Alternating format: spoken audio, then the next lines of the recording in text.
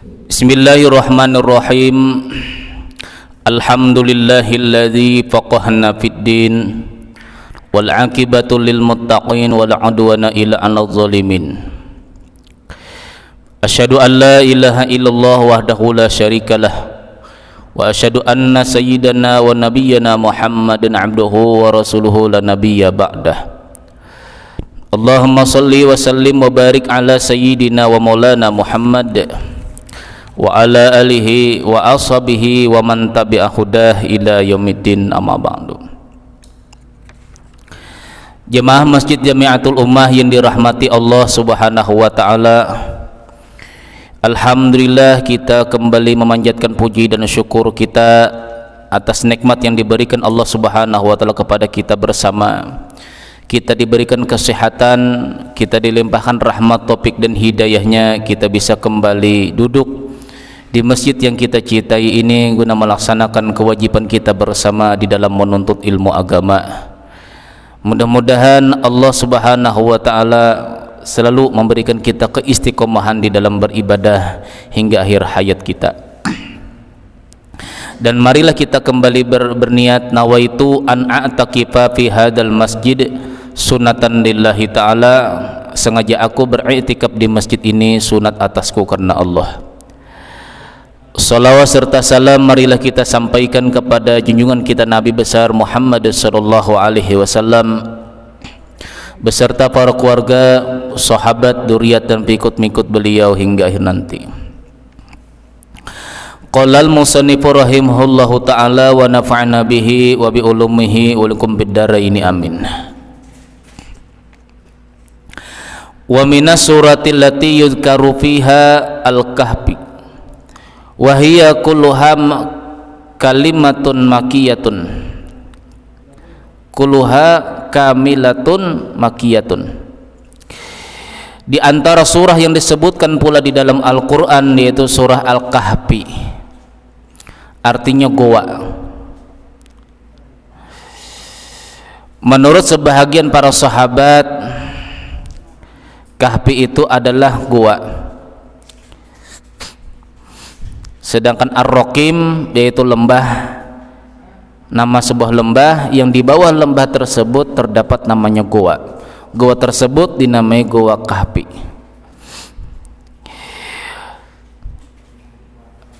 Ayatuha mi'atun wa ihda asyarata. Ayatnya ada 111. Wa kalimatuha alpun wa khamsatu mi'atin wa sab'un wa situna. Kalimatnya ada 1567. Wa hurufuha sitatu alafin wa arba'atu mi'atin wa situna hurufan. Sedangkan huruf-hurufnya berjumlah 6460 huruf.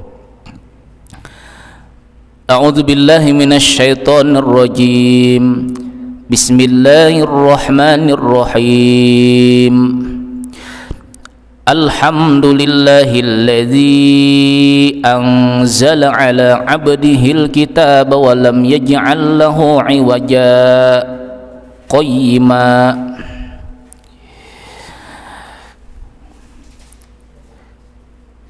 Di ayat yang pertama ini, di akhir ayat ada saktah.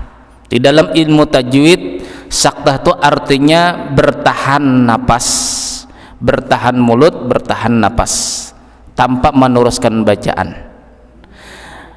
Nah, sedangkan di sini ini di akhir ayat, memang kebanyakan di antara kita banyak yang membaca berhenti di iwaja, walam yaj'al lahu iwaja, belum mengambil napas lagi untuk membaca ayat kedua.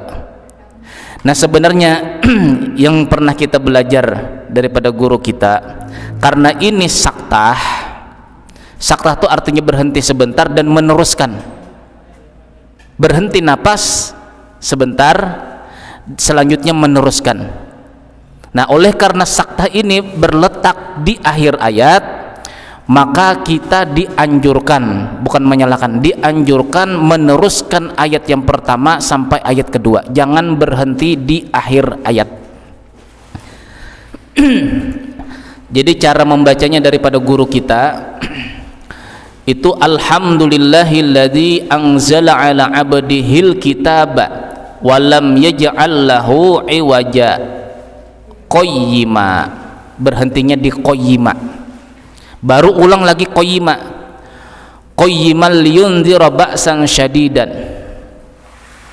Jadi kalau kita misalnya bismillahirrahmanirrahim, berhenti, ambil napas lagi, alhamdulillahirabbil alamin, ambil napas lagi, itu per ayat. Nah, sedangkan di sini saktah letaknya di akhir ayat, sedangkan qaidahnya saktah itu berhenti sebentar dan diteruskan. Jadi kalau ini posisi saktah di dalam tajwid, maka kita harus menyambung ayat kedua dengan ayat yang pertama, tidak boleh berhenti di akhir ayat.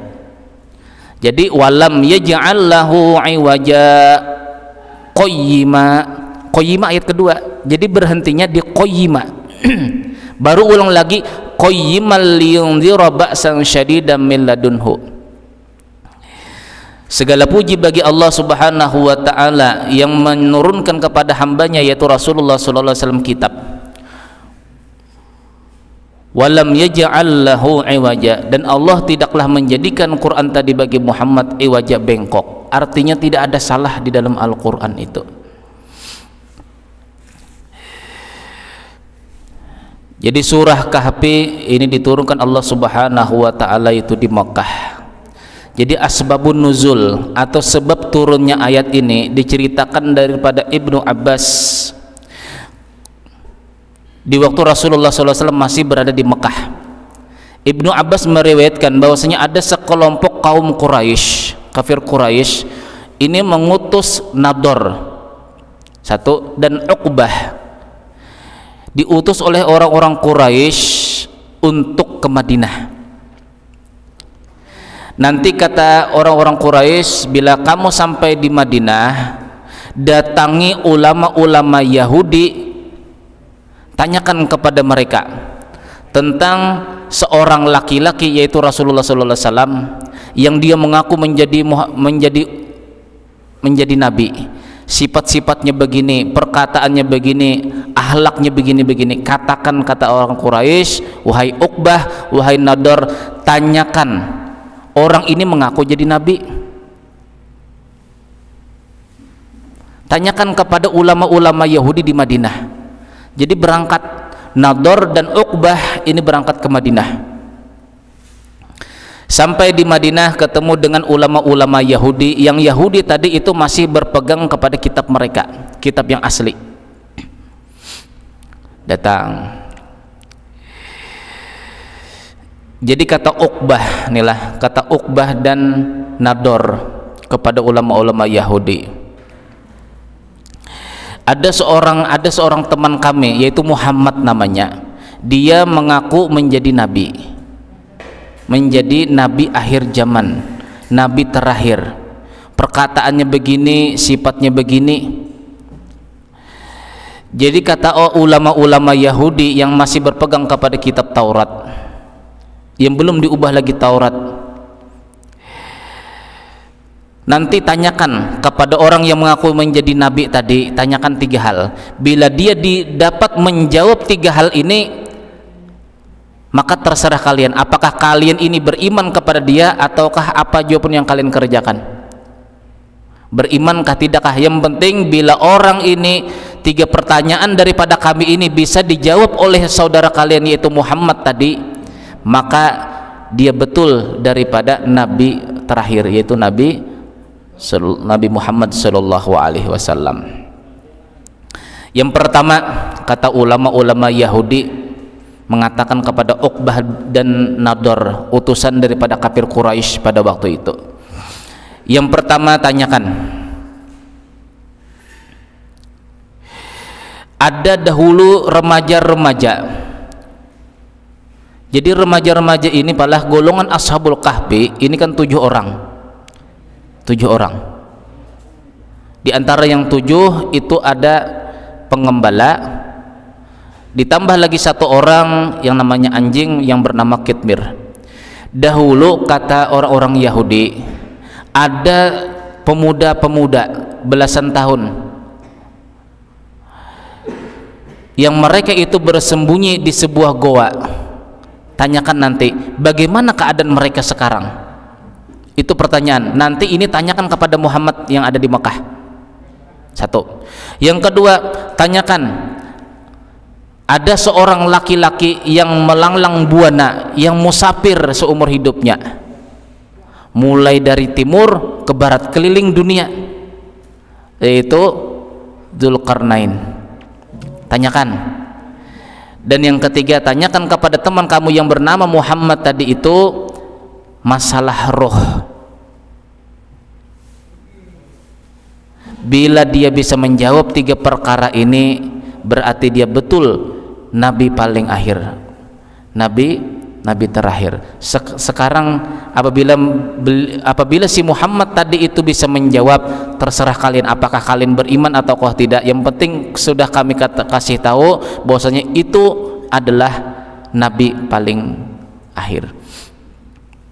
Jadi berangkat Pak ya, sudah mendapatkan daripada wajangan daripada orang-orang Yahudi tadi, pulang ke rumah, pulang ke Mekah. Uqbah dan Nador tadi pengumuman, wahai Quraisy yang ada di Mekah, tolong berkumpul. Kami datang daripada Madinah, dapat wasiat daripada ulama-ulama Yahudi di sana yang mereka berpegang teguh kepada Taurat. Mereka ulama-ulama Yahudi tadi menyuruh kita untuk menanyakan langsung kepada Muhammad. Apabila Muhammad bisa menjawab 3 pertanyaan ini, berarti dia betul nabi akhir zaman, nabi terakhir. Apa pertanyaannya? Yang pertama, siapakah pemuda-pemuda yang dahulunya mereka tidur di dalam goa? Yang kedua, siapakah laki-laki yang melalang buana mengelilingi dunia dari timur ke barat? Dan yang ketiga, tanyakan nanti kepada Muhammad perkara roh. Berangkat mereka ini Pak mendatangi Rasulullah Shallallahu Alaihi Wasallam. Hei wahai Muhammad, kami baru datang daripada Madinah. Kami percaya kamu itu adalah nabi terakhir apabila kamu bisa menjawab 3 pertanyaan ini. Jadi ditanyakan oleh mereka kepada Rasulullah Shallallahu Alaihi Wasallam. Nah kebetulan pada waktu itu surah Kahfi belum turun. Jadi Rasulullah Shallallahu Alaihi Wasallam bersabda kepada orang-orang Quraisy, jawabannya besok hari ya, jawabannya besok, kata Rasulullah. Ditunggu pas sehari 2 hari, Rasulullah tidak ada mengadakan pengumuman. Sampai 15 hari belum juga turun ayat, belum juga turun surah Kahfi. Gelisah Rasulullah SAW, gelisah, merasa sedih.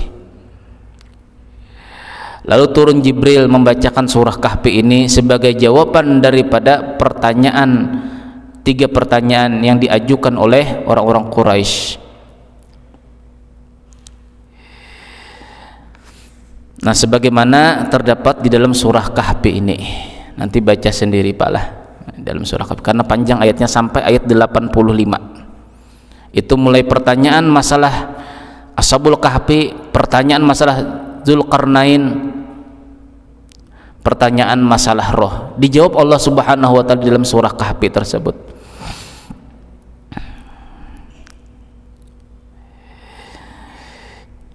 Ashabul Kahfi inilah ini mereka hidup sebelum masa Nabi Isa alaihissalam. Jadi ini umat daripada umat Nabi Musa, cuma agak lama daripada umat Nabi Musa sebelum bertemu dengan umatnya Nabi Isa alaihissalam. Nanti di akhir zaman pala, menurut sebahagian riwayat, Ashabul Kahfi ini nanti akan dibangunkan Allah Subhanahu wa taala. Yang 7 orang ini akan dibangunkan Allah Subhanahu wa taala lagi. Dan sekarang mereka masih ada di dalam goa tersebut. Akan dibangkitkan Allah Subhanahu wa taala, akan dibangunkan Allah Subhanahu wa taala Ashabul Kahfi ini di zaman Nabi Isa alaihissalam. Di waktu Nabi Isa turun nanti di akhir zaman, sebelum hari kiamat, maka golongan Ashabul Kahfi yang 7 orang ini dan diikuti 1 ekor anjing, mereka akan berhaji ke Baitullah. Itu sebagian riwayat menceritakan demikian. Nah, 7 orang ini ini termasuk anak-anak muda atau remaja daripada golongan-golongan pegawai kerajaan. Jadi ceritanya lah, itu raja yang zalim itulah. Raja yang zalim pada waktu itu menyuruh kepada kaumnya, kepada rakyatnya untuk menyembah berhala, dan setiap tahun mengadakan yang namanya penyembelihan kurban untuk berhala tadi. Nah, di antara anak-anak pegawai kerajaan, mereka ikut melihat, ternyata tidak serak di hati mereka. Kok aneh patung disembah, kok menyembelih kurban di hadapan patung. Nah, masing-masing 7 orang ini berpikir, sedangkan Tuhan kita adalah Allah. Mereka mengikuti agama Nabi Musa alaihissalam. Nah, di saat mereka ini protes dengan keadaan kaum pada waktu itu yang menyembah berhala, rajanya menyuruhkan bila tidak ada yang mau menyembah berhala, tidak mau ikut upacara setahun sekali menyembelih kurban di hadapan berhala tersebut, maka mereka akan dipenjara. Ternyata ketahuan keimanan mereka ini, lalu ditangkap.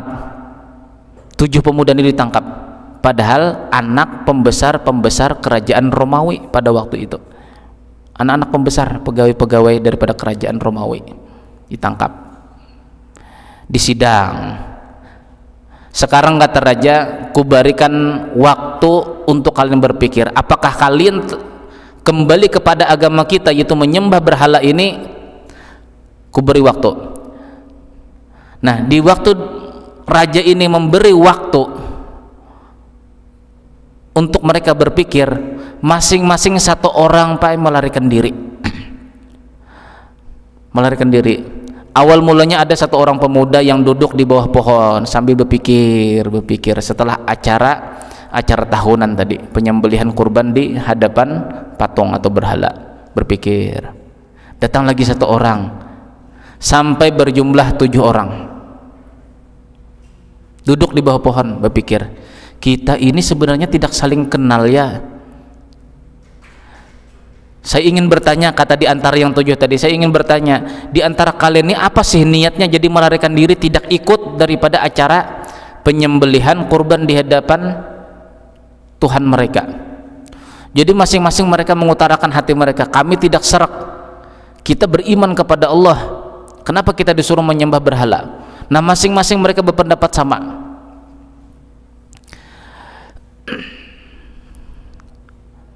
Setelah itu mereka melarikan diri, baik karena dikejar, karena keimanan mereka diketahui oleh raja, dikejar sampai kepada sebuah goa.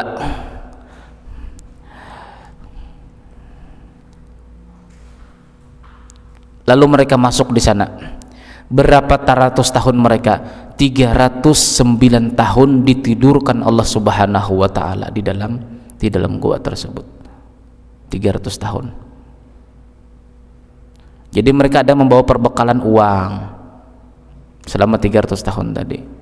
Jadi ada yang ditanya bangun, setelah dibangunkan Allah Subhanahu wa taala daripada 309 tahun mereka itu tidur.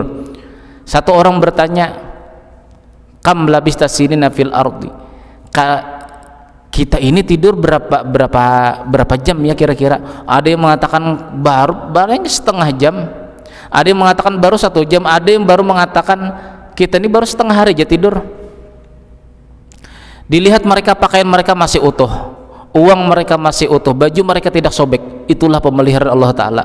Kalau baju kita sekarang adalah 1 tahun diletakkan di tanah, sedikit banyaknya pasti sudah kusam atau sobek. Tapi ini 309 tahun ditidurkan Allah Ta'ala 7 orang ini, sedikit jua pun badan mereka tidak ada yang berkurang. Coba bayangkan Allah Subhanahu wa ta'ala menidurkan. Jadi karena bangun tidur Pak merasa lapar nih lah. Disuruh satu orang di antara mereka untuk ke pasar membawa uang. Sampai di pasar, jadi kata orang yang penjual makanan, ini dapat uang di mana? Ini 300 tahun yang lewat sudah uang ini. Sekarang ini tidak berlaku lagi, uang ini tidak berlaku lagi. Ini sudah 300 tahun yang lewat, ini uang, mata uang seperti ini. Nah, lalu diadukan kepada raja pada waktu itu, diceritakan bahwasanya ada satu orang yang pergi ke pasar beli makanan ini, ternyata menyerahkan uang dahulu 300 tahun yang lewat. Nah, kebetulan pada waktu itu raja yang pada waktu itu sudah memeluk agama Nabi Isa alaihissalam, artinya beriman kepada Allah Subhanahu wa taala, raja Romawi pada waktu itu. Jadi disuruh, di mana teman-teman kalian? Ada di dalam goa. Kalau sekarang goanya itu terletak di Yordania, Pak. Goa tersebut masih ada sampai sekarang, dan di dalamnya masih ada 7 ashabul kahfi yang disembunyikan Allah Ta'ala di Yordania. Masih sekarang masih ada. Jadi dibawa apalah, mari raja, saya tunjukkan teman-teman saya yang 6 orang, ditunjukkan. Pada waktu raja ini ingin masuk ke dalam goa tersebut dengan tentara, dengan prajurit-prajurit yang lain, menurut riwayat Allah Subhanahu wa taala mengirimkan yang namanya angin begitu deras, angin topan. Wah, sehingga raja dan para prajurit-prajurit yang lain tidak bisa masuk. Sedangkan satu orang yang membeli makanan tadi itu sudah masuk dahuluan. Sehingga mereka ditidurkan Allah Subhanahu wa taala lagi sampai sekarang. Dan nanti akan dibangunkan Allah Ta'ala, kata ahli tafsir, pada waktu turunnya Nabi Isa alaihissalam. Ikut berhaji nanti mereka di Baitullah. Nah, ini sebagian riwayat yang menyatakan demikian.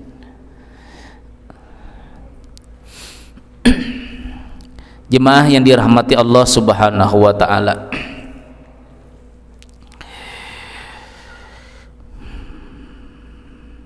Allah Subhanahu wa taala menjawab daripada pertanyaan orang-orang kafir tadi di dalam surah ini. Di waktu mereka melarikan diri, Rabbana atina min ladunka rahmatan wa hayyi lana min amrina rasyada. Ya Allah, berikanlah kepada kami daripada sisi Engkau akan rahmat, dan sempurnakanlah kepada kami daripada perkara kami ini akan jalan keluarnya. Fadarabna ala adanihim, kemudian kami tutup, kata Allah Subhanahu wa taala, telinga-telinga ashabul kahfi itu, bil kahfi, di dalam goa sini, ada 309 tahun.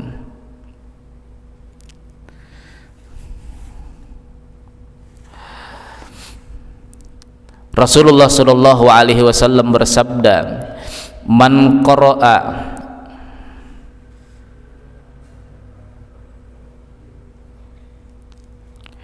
Man qara'al asyrul awakhira min suratil kahfi usimam min fitnatil dajjal.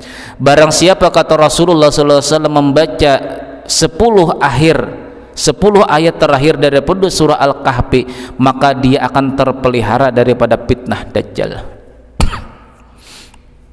Nah, di antara amaliyah di dalam kehidupan kita, ada amaliyah setiap hari. Contohnya seperti Yasin.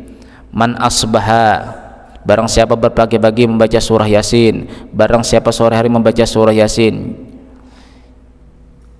Yasin itu di antara sunnah Rasulullah SAW dibaca 2 kali dalam sehari.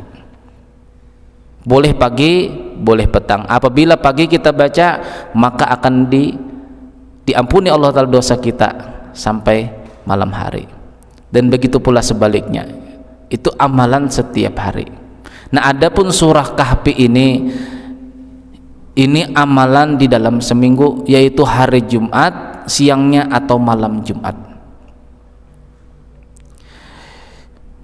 Jadi sahabat dahulu ada Al-Barra, namanya Al-Barra. Ada seorang laki-laki, kata Al-Barra, ini sahabat Rasulullah, bercerita dia itu membaca surah Kahfi, dan di dalam rumahnya ini ada binatang. binatang tunggangan, maksudnya kuda. Faja'alat tanfiru, pada waktu itu kata Al-Barra, di saat laki-laki ini membaca surah Kahfi, binatangnya yang di dalam rumah ini keluar rumah melarikan diri. Fanazara faidan sabatun aw sahabatun. Kemudian laki-laki tadi ini belum selesai membaca surah Kahfi, lari kendaraannya, yaitu onta atau kuda pada waktu itu, kata Al-Barra. Lalu dia mencari-cari di luar rumah. Faidan asabatun aw sahabatun, pada waktu itu kata Al-Barra, laki-laki ini melihat gumpalan-gumpalan daripada awan mengelilingi tubuhnya sampai rumah-rumahnya dikelilingi oleh awan. Pada dzalika ila Nabi sallallahu alaihi wasallam, lalu cerita ini diceritakan kepada Rasulullah. Wahai Rasulullah, ada seorang laki-laki, ini nah orangnya nah, kata Al-Barra. Di saat dia membaca surah Kahfi, tunggangannya atau untanya atau kudanya ini langsung melarikan diri keluar daripada rumah, hilang. Di waktu dia mencari-cari keluar rumah, ternyata awan menyelimuti dirinya, bahkan rumahnya diselimuti oleh awan, padahal awan letaknya di langit. Ini bisa turun awan tadi. Jadi kata Rasulullah SAW yang mengetahui laki-laki ini tidak selesai menyelesaikan membaca surah Kahfi, lalu kata Rasulullah, Iqra pulan, selesaikan surah Kahfi. Wahai laki-laki, selesaikan surah Kahfi tadi. Fa'innaha sakinatu, bahwasanya awan itu adalah sebagai awan penenang, sebagai awan penjaga daripada diri kamu dan daripada rumah sekeliling kamu. Tanazzalat indal Quran, awan tersebut kata Rasulullah akan turun pada waktu orang membaca surah Al-Kahfi. Jadi berbentuk awan di zaman Rasulullah. Coba kalau secara akal kita nih lah, secara akal kita, tidak ada yang sekarang ini yang bisa menurunkan awan. Di zaman Rasulullah sudah ada, yaitu orang yang membaca surah Kahfi, dilindungi dirinya dan rumahnya.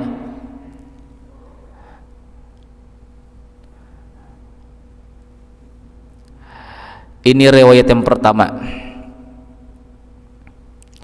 Jadi kata riwayat Imam Ahmad bin Hanbal, bahwasanya laki-laki tersebut yang bernama Usaid bin Hudayr yang sering membaca surah Kahfi. Man hafidha asra ayatin min awali suratil Kahfi usima minad dajjal. Barang siapa yang hafal 10 ayat aja daripada awal-awal surah Kahfi, kata Rasulullah, usima minad dajjal, dia akan selamat daripada fitnah dajjal. Apalagi hafal 111 ayatnya. Orang yang hafal 10 ayat saja, apabila nanti bertemu dengan dajjal, dia akan selamat daripada fitnahnya. Maka seluruh dunia ini didatangi dajjal nanti di hari akhir, terkecuali Madinah dan Makkah. Jumlah manusia yang tidak tergoda atau tidak mengikuti daripada dajjal, daripada laki-laki itu sekitar berjumlah 12.000, sedangkan perempuan berjumlah cuma 7.000. Coba jumlah seluruh manusia sedunia ini yang bisa mempertahankan imannya di saat dajjal datang cuma 12.000 laki-laki, 7.000 perempuan. Jadi banyak apa? Banyak yang berkafir, banyak yang menyatakan dajjal itu adalah sebagai Tuhan kita. Nah, orang yang hafal daripada 10 ayat daripada awal-awal surah Kahfi akan terpelihara daripada fitnah dajjal. Ini keistimewaan yang pertama, orang yang membaca surah Kahfi. Man qara'a awala surat Kahfi wa akhiraha, barang siapa yang membaca awal-awal surah Kahfi, artinya ayat pertama, wa akhiraha, dan akhir daripada surah Kahfi.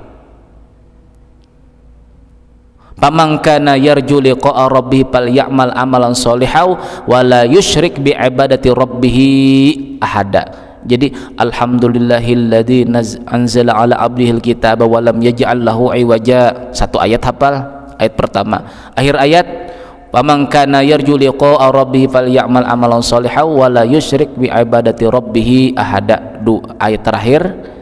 Nah, orang yang hafal seperti itu kata Rasulullah, kanat lahu nuran min qadamihi ila ra'sihi, maka bacaannya tadi itu menjadi cahaya mulai kepala sampai ujung kaki. Dua ayat aja, awal ayat sama akhir daripada surah Al-Kahfi, apalagi orang membacanya sempurna. Wa man qara'aha kullaha kanat lahu nuran ma bainal ardi ila samai, barang siapa membaca surah Kahfi semuanya, artinya 111 ayat itu dibaca semuanya, kanat lahu nuran, maka jadilah bagi seseorang tadi nuran, cahaya antara bumi sampai menuju ke langit. Cahaya tadi itu yaitu berupa ketenangan diberikan Allah Subhanahu wa taala. Jadi tidak mustahil, ini mohon maaf, tidak mustahil orang yang mengamalkan surah Kahfi setiap Jumat, baik siang Jumat ataupun malam Jumat, dia akan diberikan Allah taala cahaya mulai kepala sampai ujung kaki, mulai bumi sampai ke langit. Jadi seluruh bumi ini bercahaya, diberikan Allah taala ketenangan kepada seseorang tadi. Misal kita ada suatu tempat yang kita takuti, tempat tadi mungkin karena sering ada perampok di sana, ada pencurian di sana, takut kita dengan kekejaman di tempat tersebut. Kalau orang yang membaca surah Kahfi akan diberikan ketenangan hatinya, walaupun digertak orang, kamu lah kemarin tuh baru aja kejadian di sana dirampok orang lewat sana, kemarin baru kejadian orang ketabrakan di sana karena sering licin jalannya, kemarin kejadian di situ, diberikan kita rasa takut seperti demikian. Nah, orang-orang yang membaca surah Kahfi akan diberikan Allah taala yaitu cahaya ketenangan. Jadi dia lewat ke situ tenang, dia tidak ada rasa khawatir, tidak ada. Apalagi cuma sekedarlah tempat-tempat yang angker. Orang yang memiliki cahaya akan dihindarkan daripada bala musibah.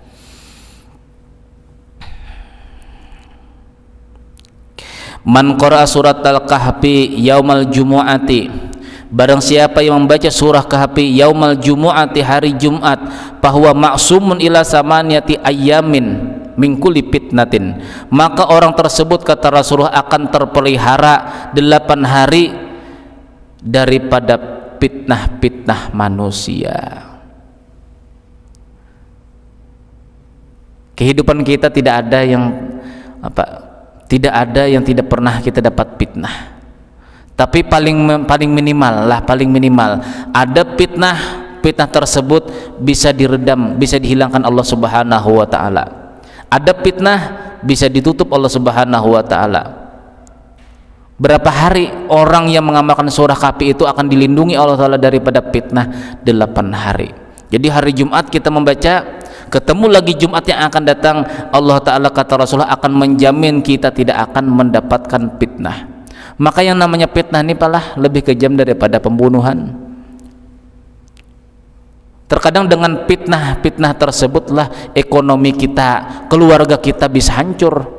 Jadi jangan dianggap remeh, masalah fitnah ini jangan dianggap remeh, karena banyaknya hancur rumah tangga seseorang karena fitnah daripada di luar. Banyaknya hancur usaha seseorang karena fitnah seseorang. Nah, Allah Subhanahu wa taala bisa menghindarkan kita daripada fitnah-fitnah yang bisa menghancurkan rumah tangga kita, bisa menghancurkan ekonomi kita. Bahkan mungkin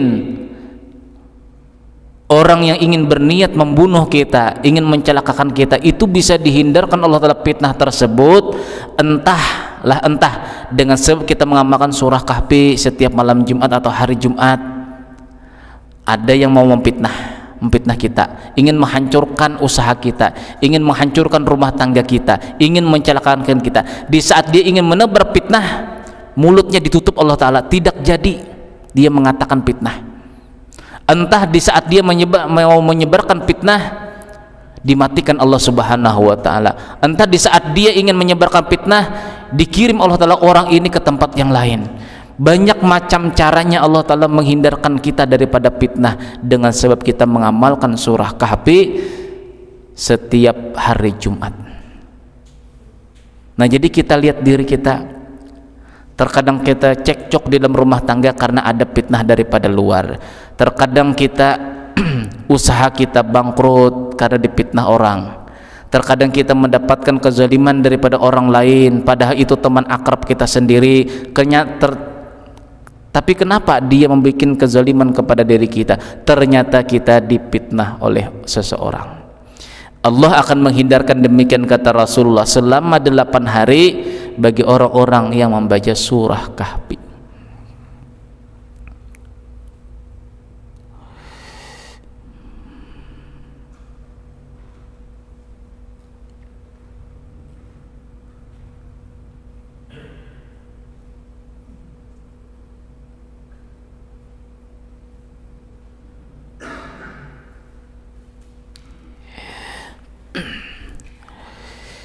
Di dalam kitab As-Sawi juz yang kedua yang dikarang oleh Imam Jalaluddin Abdurrahman Jalaluddin As-Suyuti juz yang kedua, bahkan di dalam kitab Khazinatul Asrar itu ada disebutkan Rasulullah sallallahu alaihi wasallam pernah bersabda,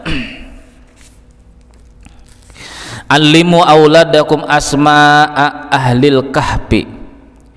Lajari oleh kalian, kata Rasulullah, akan nama-nama, lajari oleh kalian akan anak-anak kalian. Berarti ini sunnah Rasulullah. Lajari oleh kalian akan anak-anak kalian, kata Rasulullah, akan nama-nama ashabul kahfi.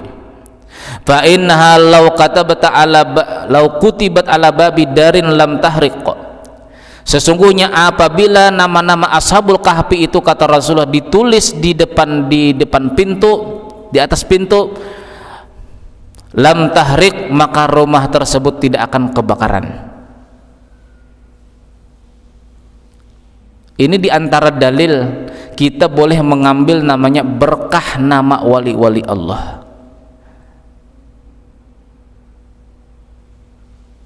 Yatarim wa ahlaha, ada juga kan wapaknya tuh orang jual-jual tuh lah, yatarim wa ahlaha, itu biasa ditaruh orang di kaca mobil, di kendaraan tuh biasa wapak-wapak demikian. Jadi barang siapa yang menulis nama-nama ashabul kahfi itu di atas pintu, lam tahriq, maka rumah tadi tidak akan kebakaran.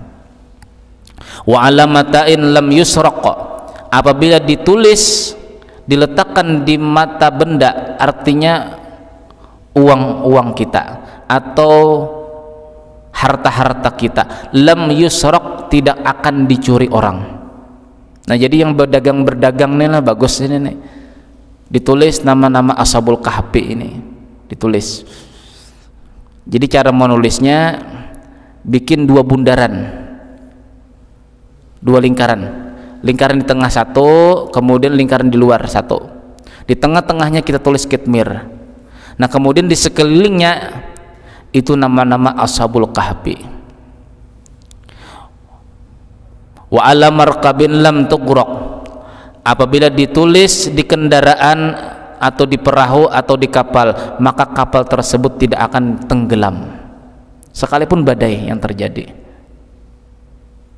Nah, jadi bagus juga di kendaraan supaya jangan terjadi tabrakan. Tulis juga di mobil supaya mobil kita itu tidak terjadi tabrakan.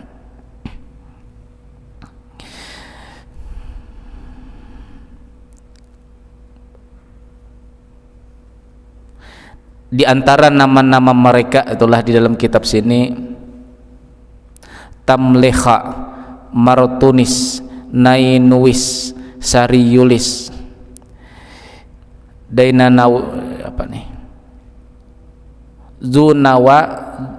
Zunawanis, Palyastatonius, baru kitmir. Ini nama-nama orang dahulu sulit dibaca, Pak. Cuma kalau tidak bisa membacanya ini, cuma sekedar tulis namanya nih lah, namanya tulis seperti ini.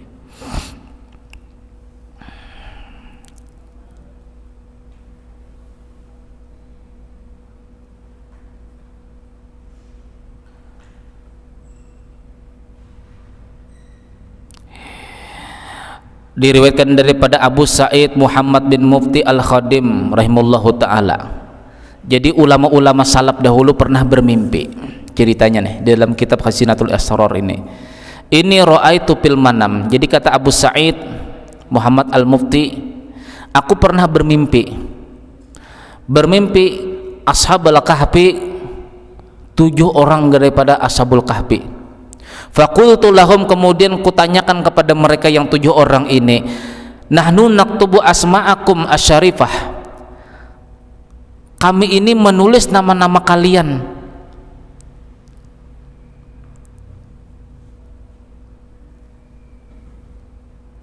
wa tabarrukan, untuk mengambil berkah. Jadi kata ulama salaf dahulu, kami ini menulis nama kalian wahai Ashabul Kahfi, kami mengambil berkah daripada nama-nama kalian.